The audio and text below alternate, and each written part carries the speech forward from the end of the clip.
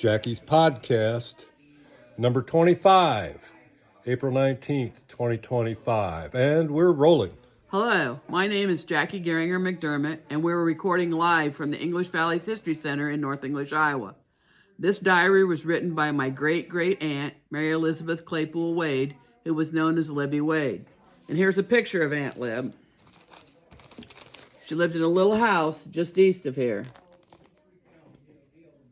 We are in 1946 in the diaries now. We'll read and talk about a couple weeks in the diary and then switch to the happenings around the History Center and other feature stories. November 1st, 1946. Rained. Cleared in the p.m. Mary R. was here and also Maud, Belva, and the baby. Had a letter from Anna, told of Neva's troubles. Harold went to Williamsburg to see a doctor about his hip joint. Belva had the baby's pictures taken. Proofs are here today.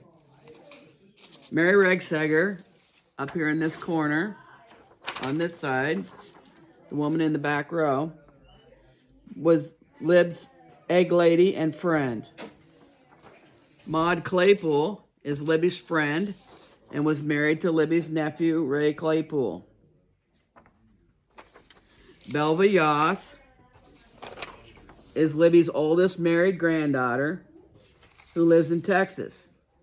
Anna's sister-in-law, Neva Cray, who she's talking about in the letter, is now back living in Iowa.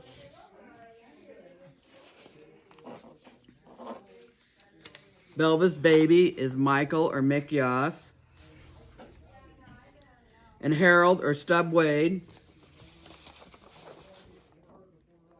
is Libby's grandson, who has returned home from the Navy and now lives with his parents a block south of Lib. This is Harold on this side of the picture. November 2nd, 1946, cloudy and colder. Maud brought me a book from the library, The Bright Hill. Several were in, bad about Halloween. Nothing done here except a few kids who came for treats. November 3rd, 1946, another Sunday.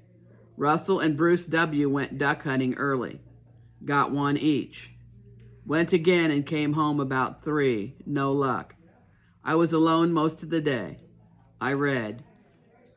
Hattie was here in the evening. Russell, or Tyler Wade, is Libby's 39-year-old son who lives with her. He works at the home lumber company about a block away as a truck driver and laborer.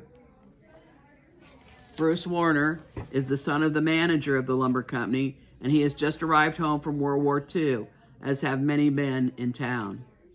Hattie Newberry Killian is Libby's 55-year-old neighbor who has moved back from Cedar Rapids to care for her elderly mother, Clara Newberry. November 4th, 1946. Washing. Had trouble with the wringer. Mr. Graham fixed it. Jenny was here. I gave her something she should have. Harold is getting okay. Mrs. Bolts and Mrs. Newberry were here in the p.m. I washed my hair. Ernest Graham made a house call to Libby's place. He's right here in this picture. This is from when he worked at Miller Hardware.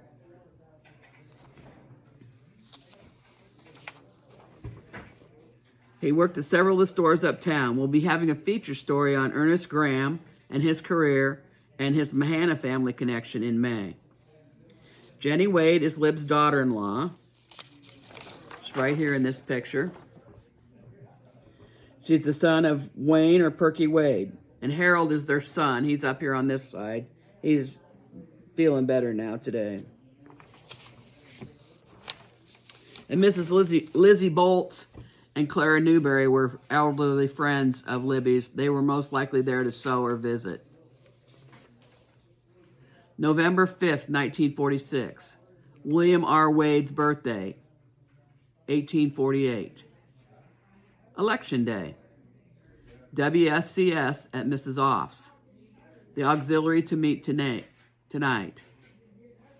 Sent Anna a letter. It is clear and a little colder. The plants are not yet killed by frost. Went to WSCS with Mildred, Verdi, Mrs. Lafayette Butler, and Mrs. Thomas. Russell and I went to vote at 6, and then I went to auxiliary with Maud. William R. Wade was her late father-in-law, her children's grandfather. He was born in the middle of the last century. WSCS was a Christian women's group from the Methodist Church who met today in the home of Mrs. Clarence Off, a local lawyer. Since Libby could not drive, and people often carpooled in the days after the war, she rode to the meeting with Mildred Reese. Uh-oh, I've got my pictures mixed up again. Not good.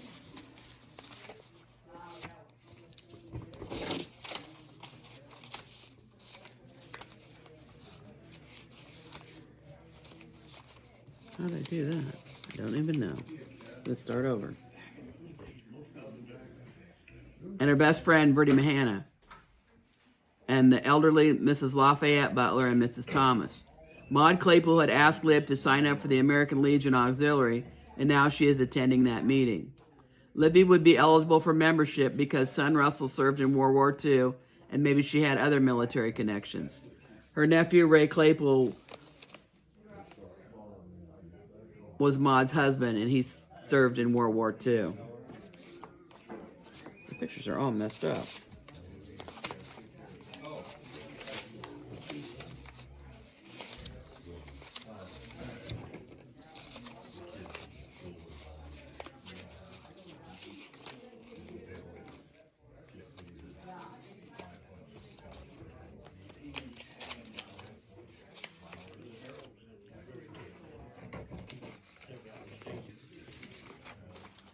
November 6, 1946. Uncle Ira's birthday. Born in 1847. Owen Voss was 27 today, so his mother said last night. Cloudy. Ralph B. dug my dahlias. His mother and I got them put away. Rained later in the day. Ironed. Russell said he saw Carl Johnson and wife last night. They came on a bus from Texas. Bertha was here today, and also Mrs. Wagner. Ira Hinkle was the younger brother of Libby's mother. And here's her mother, right here in this picture. That's Anne Mariah Hinkle Claypool. Ira Hinkle was born when the family lived in Ohio. Anne Mariah's mother died when Ira was very young, and Anne Mariah had the care of him after that time. In fact, I have read where she had to come home to take over on the care of Ira when she was only 12 years old. Ira always lived wherever Anne Mariah lived. He is buried at Yankee Point Cemetery, and I do not have a picture of him. Owen Voss's mother was at the auxiliary meeting last night, evidently, and told Libby about his birthday. Ralph Bursler was a neighborhood school kid, and he's right here in this picture. And he sometimes helps Libby. She and Mrs. Bursler probably took the flowers to the cellar. Carl and Daisy Johnston had taken their daughter Geraldine or Jerry Johnson Van D to Texas for her health when she was in high school. According to daughter Debbie Van D Bombi, Jerry stayed in Texas with friends when Carl and Daisy came home. They still had their farm here in Iowa to take care of. Bertha Claypool Geringer is in the center of this picture here with all of her sons and their wives. She was my paternal grandmother and Libby's niece, the daughter of her brother Benton.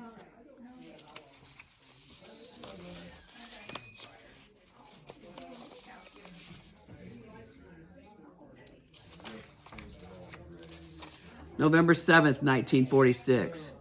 Clean the windows on the outside and put on storm windows. Leighton brought me 2 chickens, 12 pounds at 29 cents a pound. Mary R. was here. She brought some eggs and turnips and carrots. Edith Brooke called in. I had the oil barrel filled. Mrs. B. brought cana bulbs and carrots for us. Leighton or Hackney Claypool was right here in this picture. This is him with his parents. He was Libby's nephew, and he evidently raised some chickens that he had sold to Aunt Lib. And I've got a special guest in the audience today. That would be Leighton's son. Winston Claypool is here today, listening from the back row. Mary Regseger has a chicken house where she raises eggs and a large garden where she got the turnips and carrots for Lib. Edith Brooke was a hairdresser uptown. The Wade home was heated with a fuel oil stove, and the fuel oil was kept in a barrel outside of the house. Mrs. Bursler, Ralph's mom, brought canna bulbs, which also need to be dug in the fall and taken inside, and carrots that she dug too. Everyone was cleaning out their gardens because it was fall.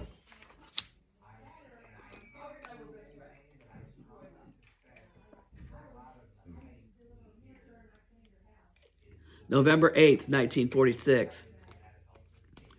Bursler's son Dean and his wife were here. Mrs. Bickford was operated on in Iowa City. Colder, but no freeze yet. Sultana is still blooming in the porch box. Cloudy and damp. I paraffined some turnips and carrots. Went to Wayne's in the PM. The wind is cold and I'm not feeling very good. Taking cold, I guess. Mrs. S. brought more bizarre work. Dean and Nedra Bursler were people that I knew. Nedra was the sister of my Aunt Betty Geringer, Uncle Al Geringer's wife. Mrs. Lloyd Bickford, Lucille, was a woman from town who was having a serious operation at Iowa City at the hospital today. Paraffin was a way to preserve vegetables by putting a coat of paraffin wax over the vegetables. I had seen paraffin wax on the top of a jelly jar, but not on vegetables. And Mrs. Jessie Schulenthaler left more needlework for Libby to finish for the bazaar that's coming up soon at the Methodist Church. November 9th, 1946. I had croup next to croup last night. Gee, I feel tough. Russell went uptown for breakfast. Bertha was in. She brought me some hose. Bertie was here in the PM. Also Jenny. It is raining and very disagreeable. My cold hangs on. Mary R. was here. She missed the bus to Sigourney.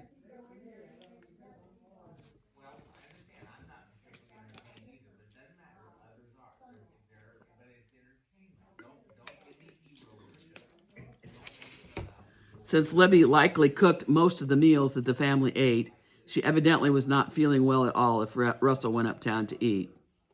Bertha Claypool Geringer is Libby's niece and my paternal grandmother. She brought Lib a very nice little gift. Bertie Mahoney McKinstry is Libby's best friend, and Mary Wade Rugsager was Libby's egg lady and friend, and she'd missed the bus to Sigourney, which is 17 miles south of North English. There was regular bus service north and south through town on Highway 149 in those days.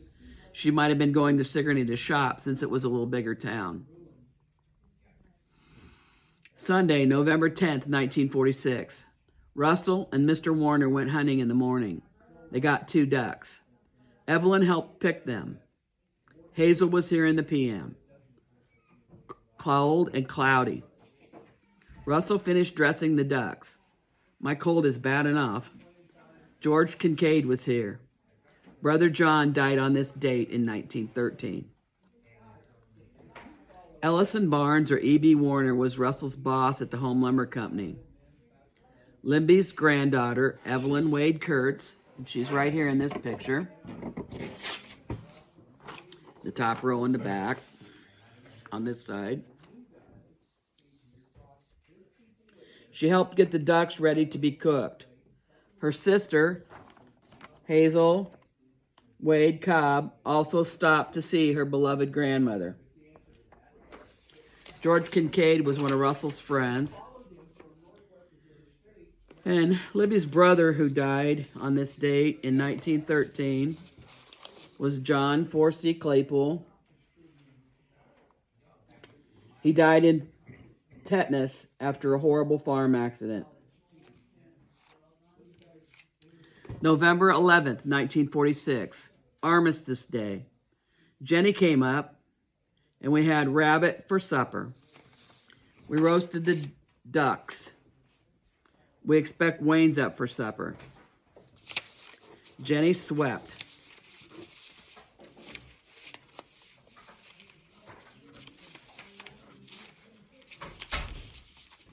I don't know how I got myself so out of order here today. What? A photo of Miller Hardware just arrived from Geraldine Westall. Oh, great. I'm out of. Must be nervous today. November 11th.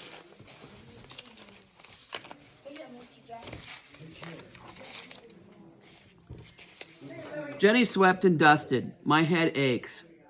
Russell picked some flowers and a strawberry in the garden. A good time of the year for this.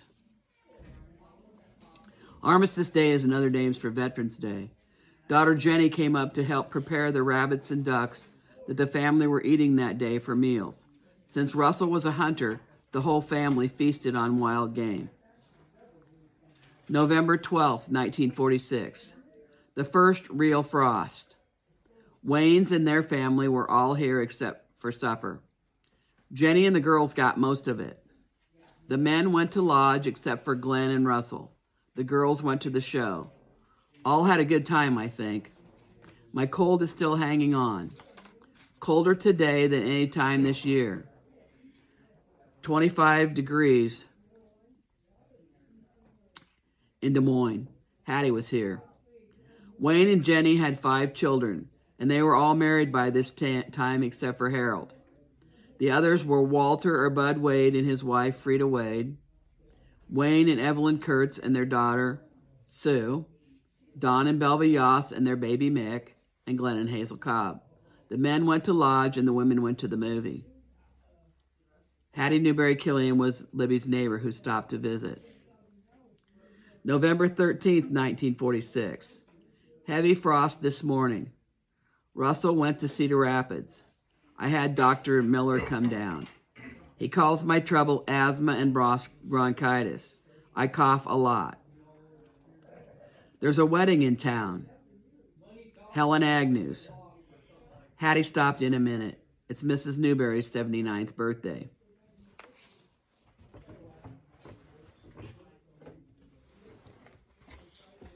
Old Doc is in this picture. It was Dr. L.A. Miller Sr.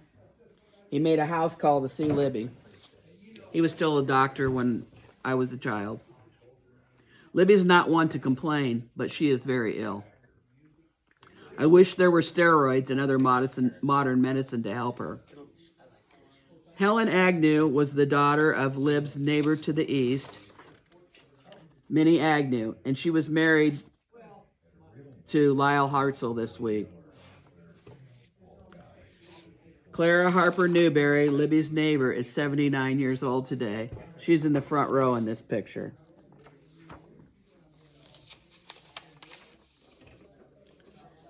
November 14th, 1946. Clear and rather cold. Nice. My cold hangs on. Is some better, I guess. Bertha and Ronnie were here in the PM. Jenny and her grandchildren were in for a few minutes. Mrs. Bolts was here.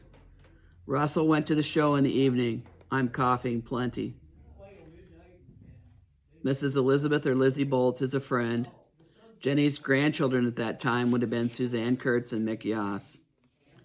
Bertha Geringer and her 4-year-old son Ronnie stopped to visit. Here's a picture of Ronnie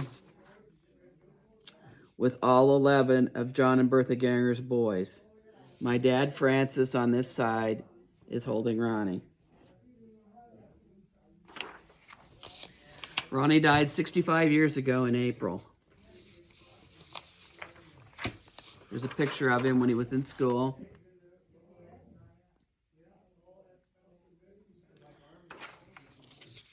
Ronnie was tragically killed at age 17 in a tractor accident. Phyllis Reed Shoemaker sent a funeral card to my mother a few years ago as she sang at the funeral. The card read that he died on a Thursday afternoon and the funeral was on Saturday. I asked Mom why they had the funeral so soon, and she said because it was Easter weekend. 3 of Ronnie's pallbearers died in tragic accidents. Gary Vandy in 1964 was in a car accident with Gary Schultz. Gary Schultz is here today, and he said that today is the actual anniversary of that day.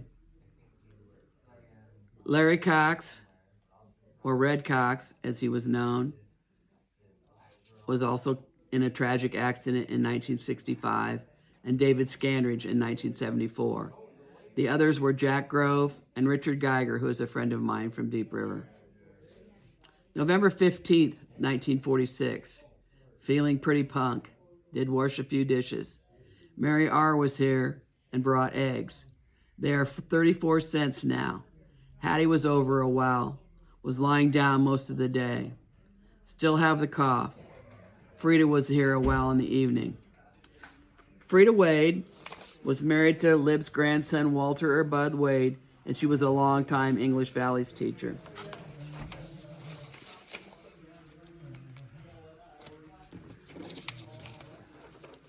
That is the end of the diary portion of the program for this week. A lot of work goes on behind the scenes to keep the History Center operating. That includes cataloging sessions, creating displays, coordinating, preparing for monthly programs, and keeping up with the social media, finances, cleaning, maintenance, and providing treats for the programs.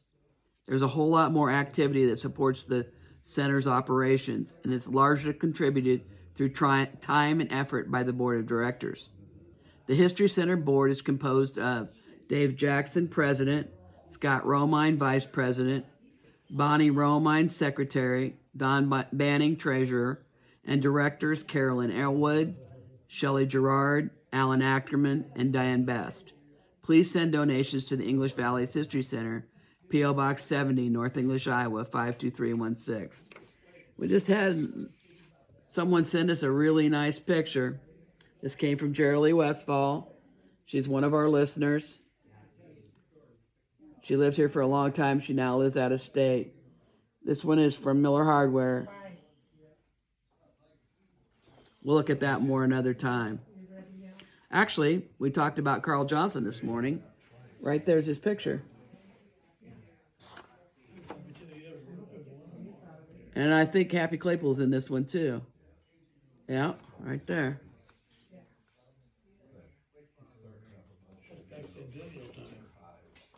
We'll do that one another time.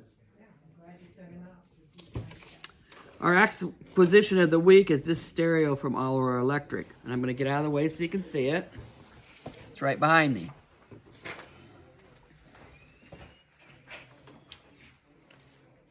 Now I'm going to come back into the picture and show you what it looks like with the door open. There's an old radio inside, old-time radio. And then on this, there's the phonograph too, inside.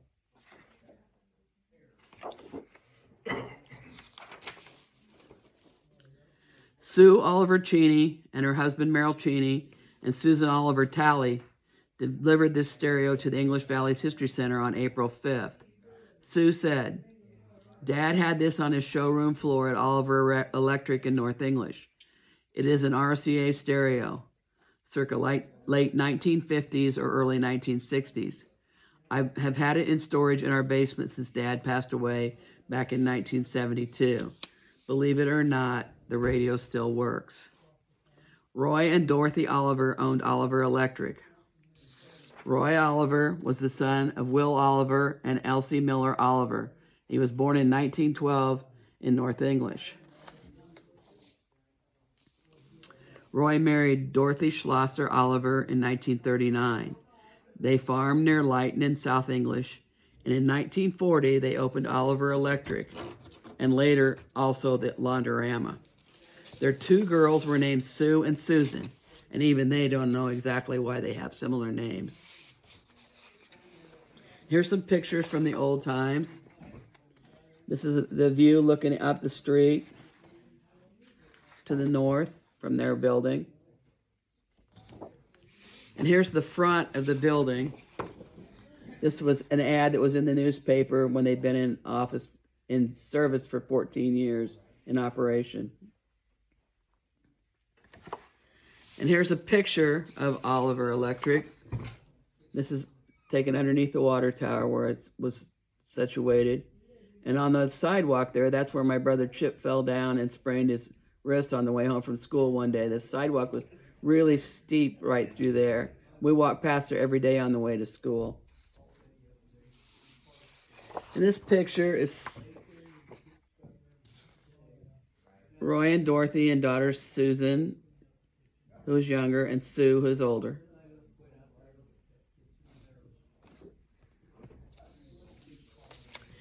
And we also have a picture of them when they delivered it to the History Center, if I can find it. I don't see it now. I'm just totally out of whack today for some reason on the pictures. Huh?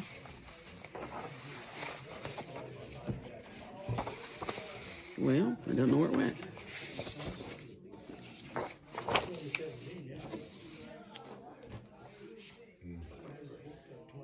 Royce Oliver sold all sorts of things in his shop, including Westinghouse appliances and radios and motors, and also serviced what he sold.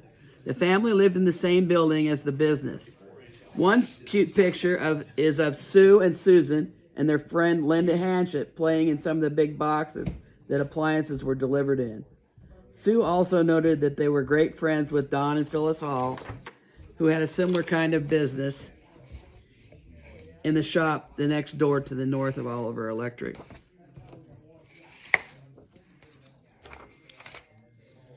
One thing that is remarkable is that Sue and Susan lived right on Main Street in the same building as the shop until they graduated from high school. But it definitely was a real home. Mr. Oliver carefully added on to the shop/home over the years. The store where Oliver Electric was located is now the community center, and the serving window is where the south addition or living room area was added with a picture window that faced south. Roy also needed room to store his boat, so he added on to the back for that purpose. In this picture, you can see the Stroman House, or 115 West Clark, which was the view to the west from their home. Sue Oliver's husband, Merrill Cheney, also lived in North English. His grandmother, Sarah Cheney, lived in a brown square house on Oak Street, and after he and Sue were married, they lived in a trailer house on Sarah Cheney's yard. Merrill worked at Bob's You Save for Bob Castile and was also on site on Main Street on the day of the Texaco fire. He told me a little about that, which we will discuss on the day we talk about the Texaco fire.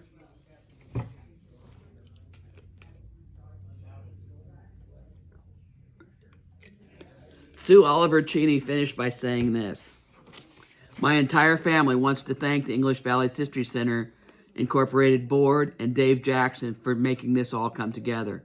I know Mom and Dad are pleased to see the stereo will be in good hands. The stereo is back on Main Street where it belongs."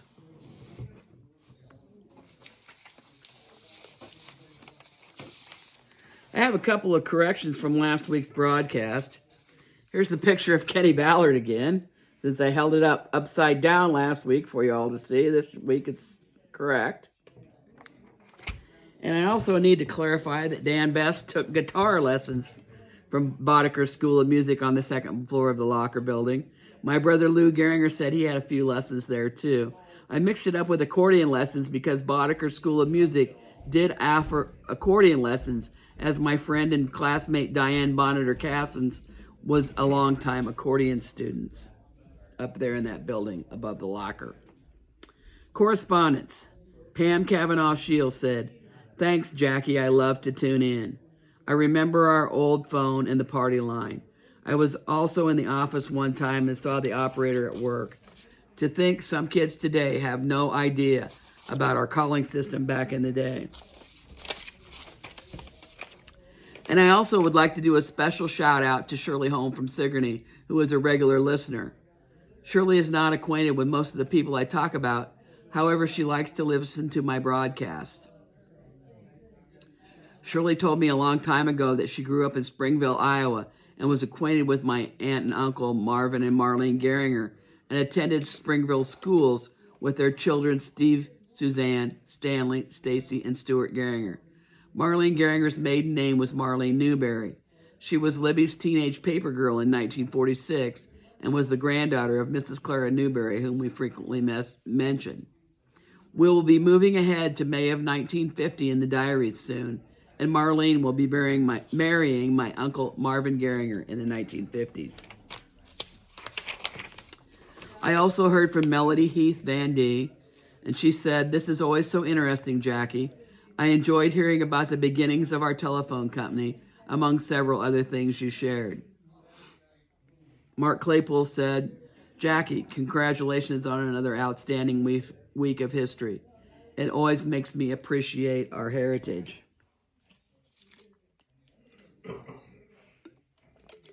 Alice Flooring Stramer said, "You're not professional in your podcast. That's why I enjoy you so much. You are hometown and natural. You obviously research much and are a pleasant lady to listen to. Thanks for keeping us to our roots and familiarity of folks we grew up knowing."